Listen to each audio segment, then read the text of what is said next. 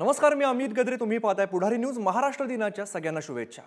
आज 64वा महाराष्ट्र दिन साजरा केला जातोय. संयुक्त महाराष्ट्राच्या स्थापनेसाठी बलिदान दिलेल्या 106 हुतात्म्यांना आज अभिवादन केलं जात आहे. राज्याचे मुख्यमंत्री एकनाथ शिंदेंनी हुतात्मा चौकात येऊन हुतात्म्यांना अभिवादन केलं. काल रात्री उद्धव ठाकरे आणि आदित्य ठाकरेंनी हुतात्मा चौकात जाऊन अभिवादन केलेलं आहे. महाराष्ट्र कधीही कोणाचा गुलाम होऊ देणार नाही अशी प्रतिक्रिया यावेळेला उद्धव ठाकरेंनी दिली आहे.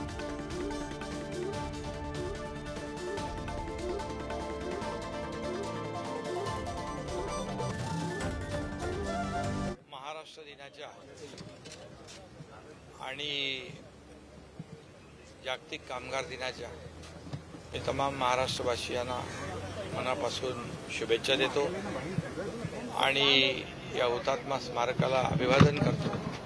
106 हुतात्म्याने आपल्या बलिदानाने मुंबईसह महाराष्ट्र मिळवला तो हा दिवस आणि महाराष्ट्रात मंगल कलश आला तो हा दिवस आणि म्हणून मी पुन्हा एकदा हुतात्म्यांना विनम्र अभिवादन करतो.